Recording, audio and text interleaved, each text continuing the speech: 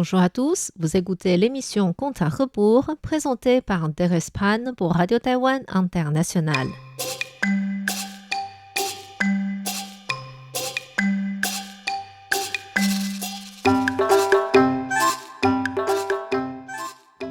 La semaine dernière, nous avons vu comment Lai Buyi trouva un lieu idéal dans un village perdu s'appelant Junhao pour que Ayong y habite tout en punissant un homme avare et avide dont le nom était Chen Jiguang. Lai Buyi fit construire une maison selon l'art de la géomancie pour Junhao afin que celui qui y logerait puisse obtenir le plus d'énergie positive possible.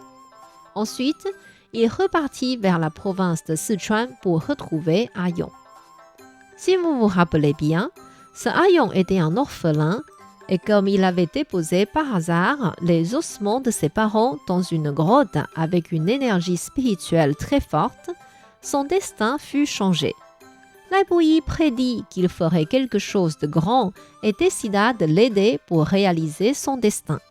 Il le confia au maître Wu Zhen du temple Qingyun dans la province de Sichuan pour sa formation, et quand il y retourna, cela faisait déjà 1 an qu'ils s'étaient séparés. Un moine avec un regard pénétrant et une barbe longue jusqu'à la poitrine sortit l'accueillir en disant « Maître, cela fait longtemps. » « Maître Wu Zhen, je suis ravi que vous soyez toujours en bonne santé. Comment va Ayong ? A-t-il progressé dans son apprentissage durant cette année ? Suivez-moi et vous le saurez. Le maître Wu Zhen quitta Lai Buyi dans le hall principal du temple. Un jeune y était en méditation, les jambes croisées.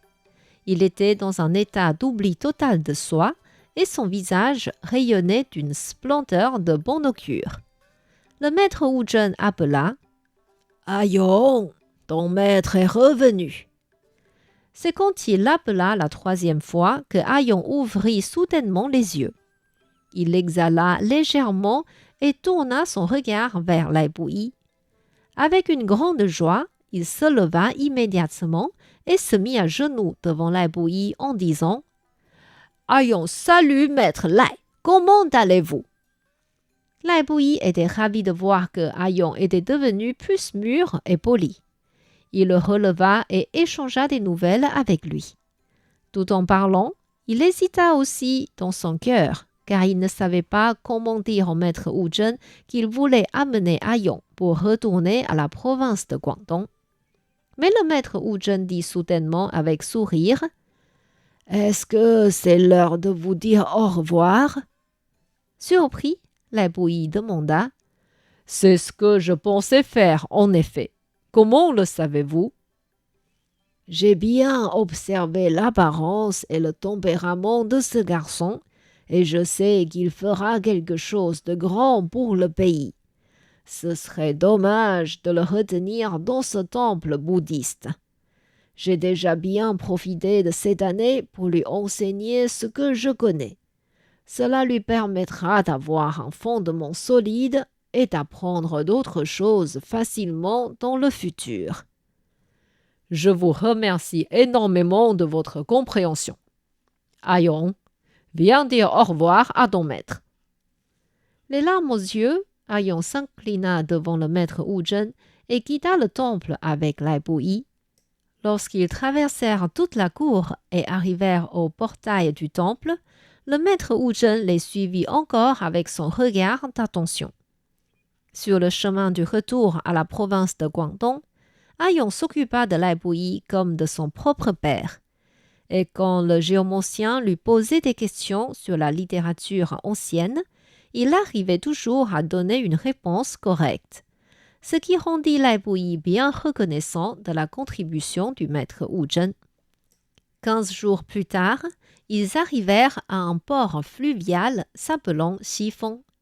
Ils étaient affamés après avoir marché toute la matinée et décidèrent de manger dans un restaurant près du port. Comme ce port était un pôle de transport, des commerçants de partout se réunissaient ici et beaucoup d'entre eux buvaient et discutaient à ce même restaurant. Un homme avec un accent du nord du fleuve Huaihe dit C'est triste à dire. Les soldats gardant la région entre le fleuve Huaihe et le fleuve Yangtze sont quasiment tous anéantis par les soldats du pays Qing. Le peuple espère que l'armée impériale pourra aller vite les délivrer, mais personne n'est venu en aide jusque-là. Tout le monde soupirait en hochant la tête et se demandait quand est-ce que l'empereur enverrait des soldats pour lutter contre les Qing. Un homme avec l'accent de la province de Zhejiang dit « Monsieur, j'ai entendu dire que l'empereur a déjà décidé de déménager la capitale vers le sud à Hangzhou et de la rebaptiser Ling'an. Du coup, il va peut-être laisser tomber les territoires au nord. » En entendant cela, Lai Buyi se leva subitement et alla près de cet homme en lui demandant « Monsieur, s'il vous plaît, avez-vous bien dit que l'empereur a choisi la ville de Hangzhou comme la nouvelle capitale ?» Le commerçant mit quelques secondes à sortir du choc que Lai Buyi lui avait fait et répondit « Oui, je viens de la ville de Hangzhou et c'est ce que les officiers nous ont dit là-bas.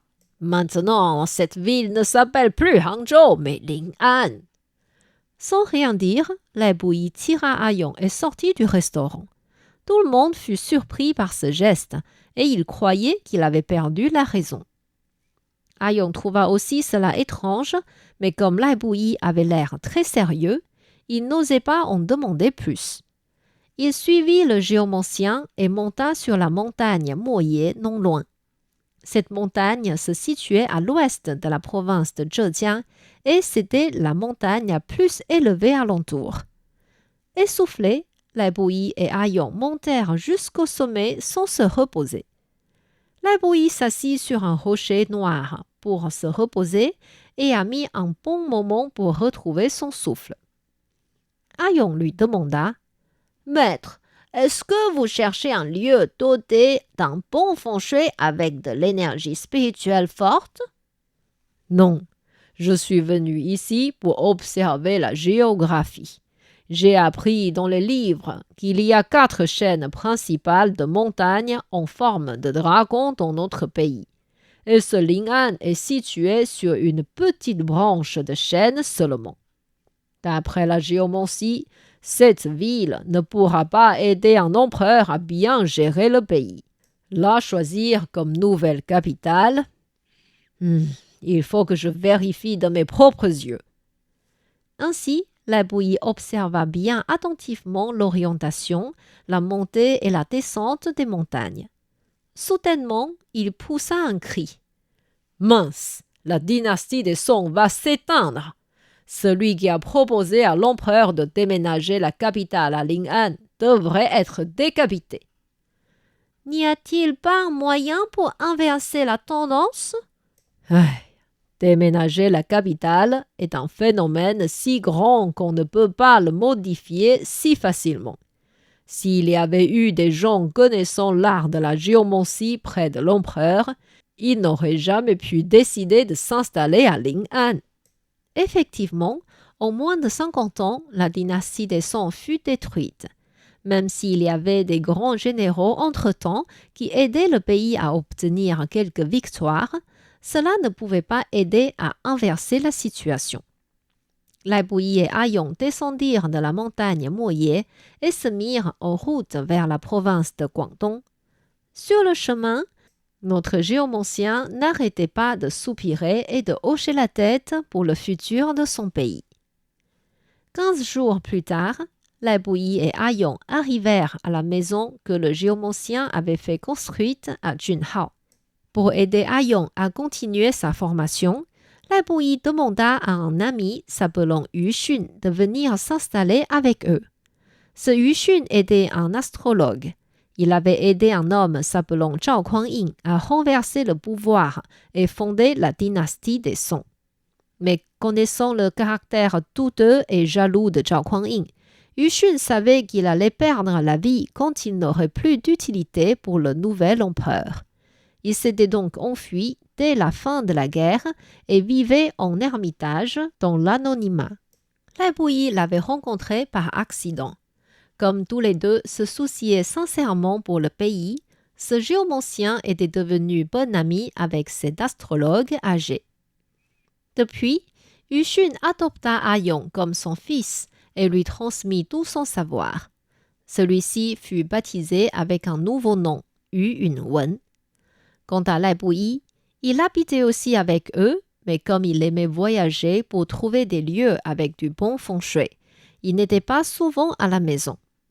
Lorsqu'il était à Junhao, il partageait aussi son savoir à Yu Yunwen.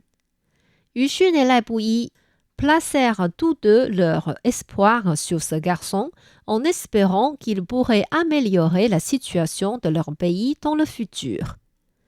8 ans passèrent ainsi et Yu Yunwen avait déjà 18 ans.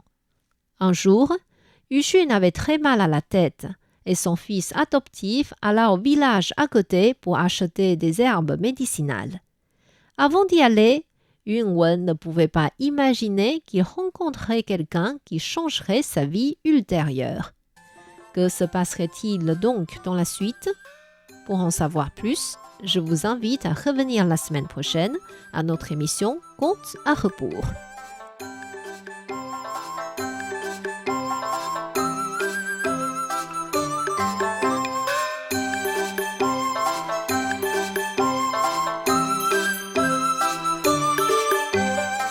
C'était Contes à rebours, présenté par Thérèse Pan sur les ondes de RTI.